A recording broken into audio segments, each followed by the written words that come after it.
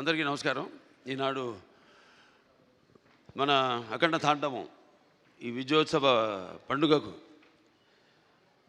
విచ్చేసిన పాత్రికేయ సోదరులకు అందరికీ, ప్రింట్ అండ్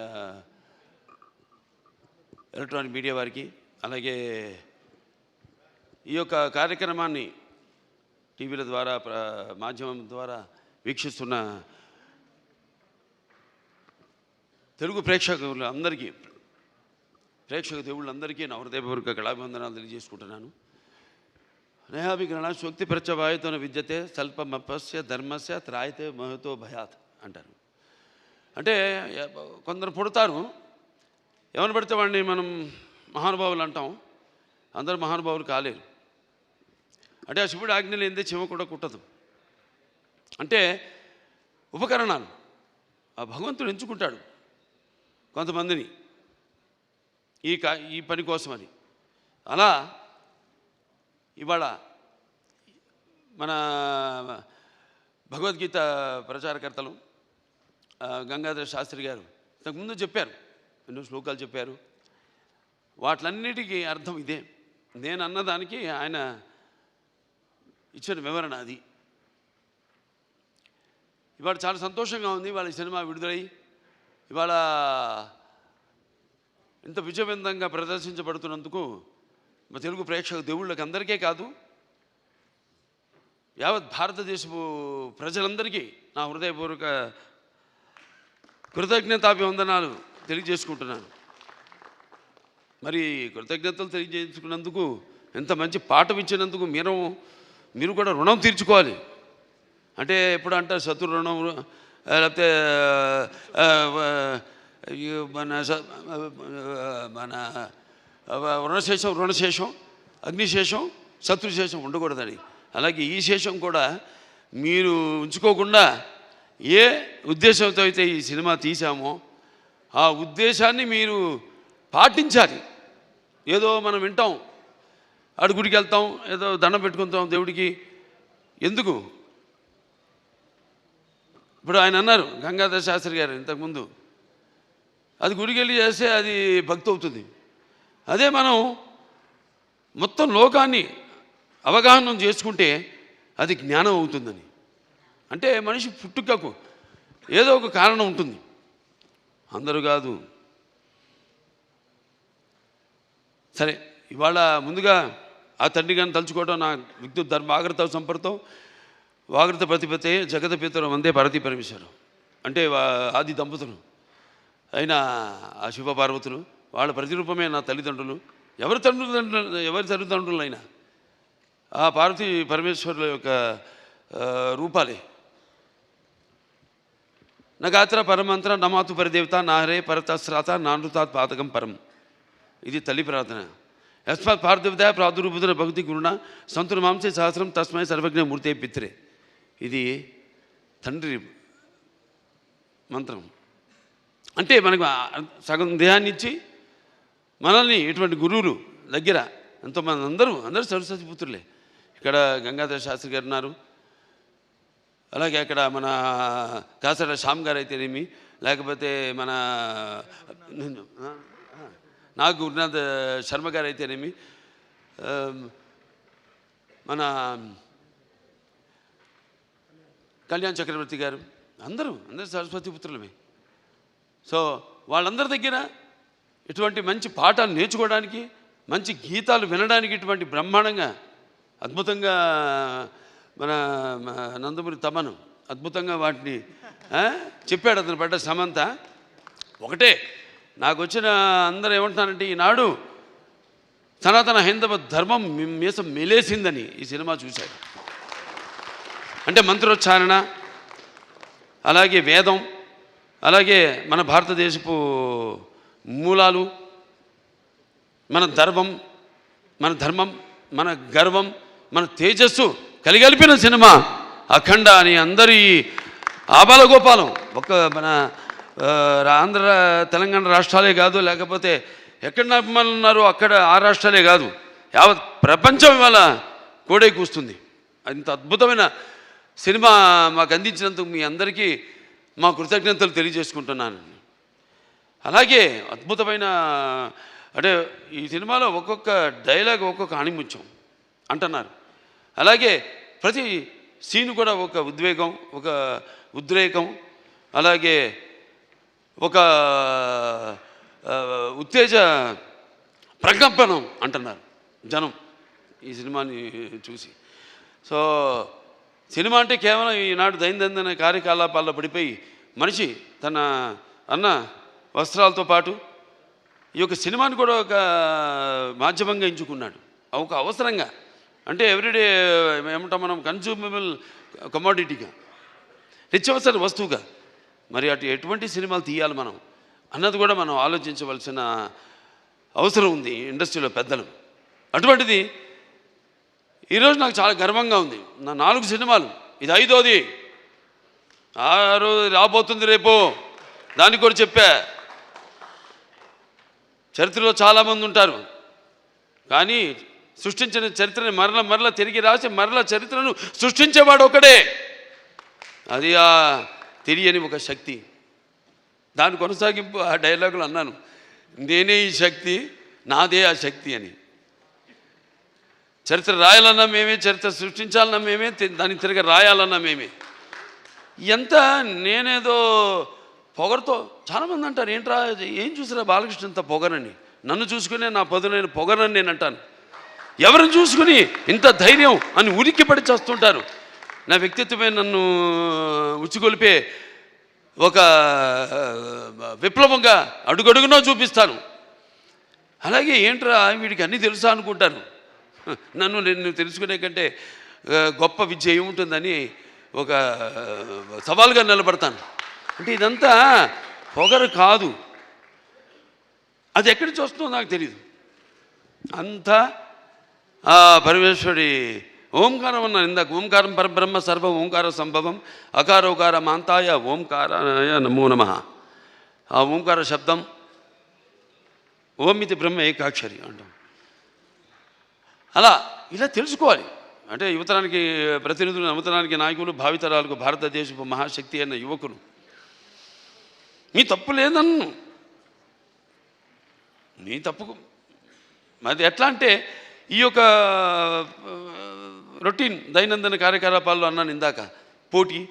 దానికి నేను ఎప్పుడు ఏదైనా ఆసరా తీసుకునేది సినిమాలే, లేకపోతే సంగీతం. వీటి మీదే ఎప్పుడన్నా నేను మనిషిని, నాకు ఎప్పుడైనా నిర్లిప్తత ఇది వచ్చినప్పుడు పూజ చేస్తారు. నేను ఆధ్యాత్మికంగా రోజు గంటన్నర పూజ చేస్తాను. నేను ఆ పూజ తర్వాత నా వృత్తే నా దైవం. ఆ వృత్తే ఈ అఖండ సినిమాలో నా పాత్ర.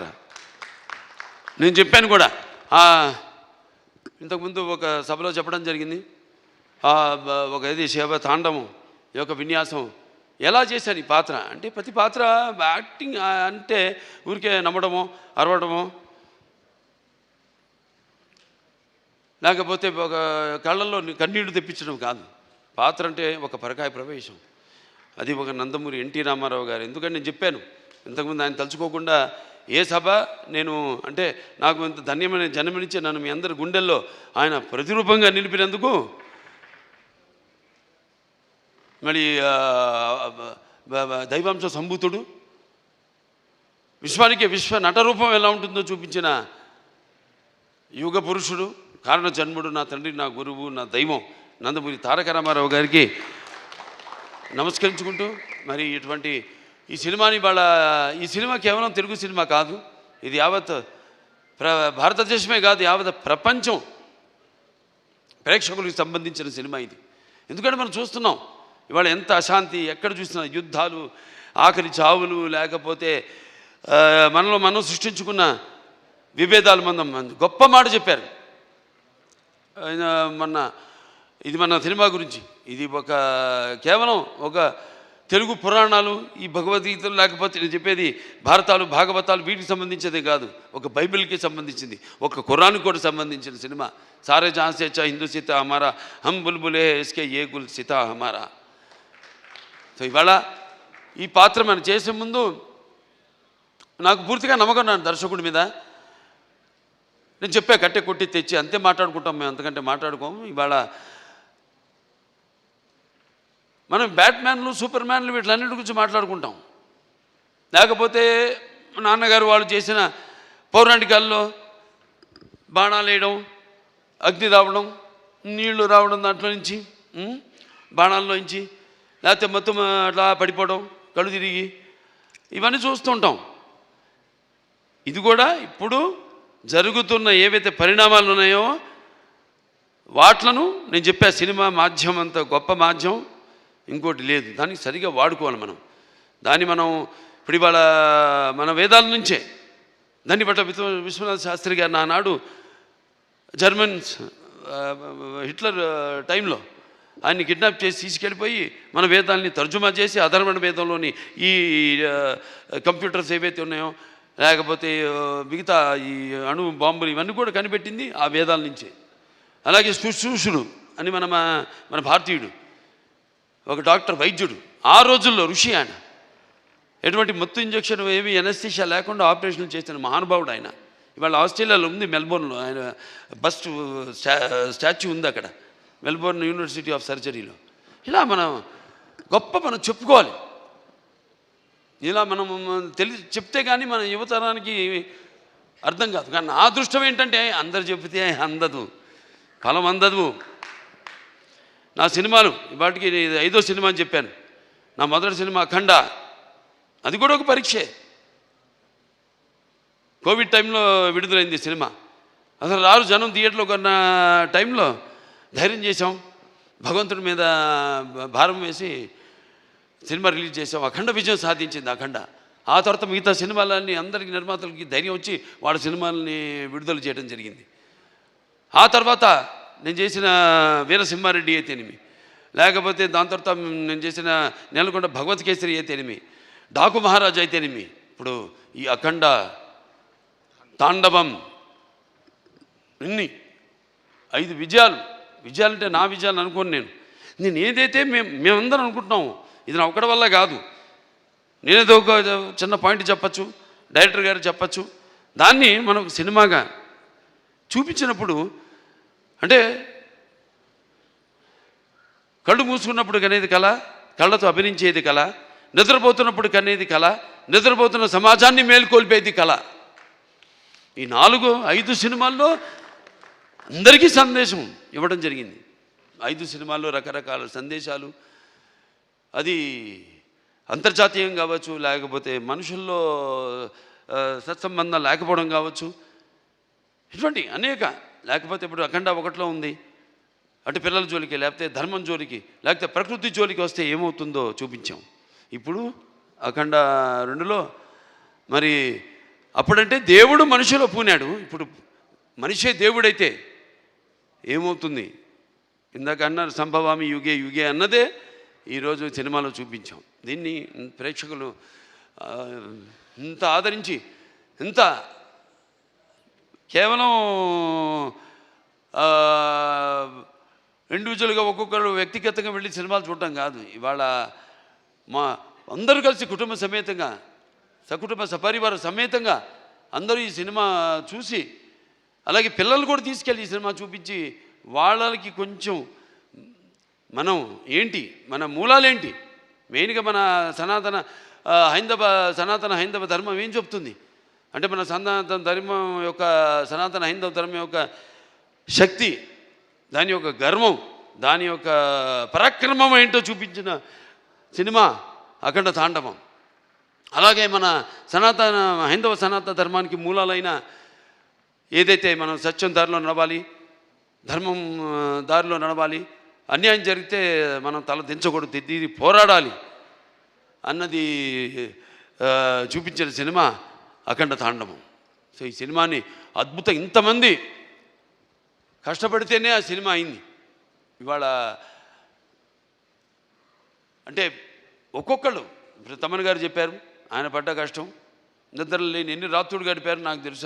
ఆయన సినిమా ఇప్పుడు వచ్చిందని కాదు, వచ్చి దాని ప్రభావం సమాజం మీద ఎంత ఉంది అన్నది చాలా ముఖ్యం.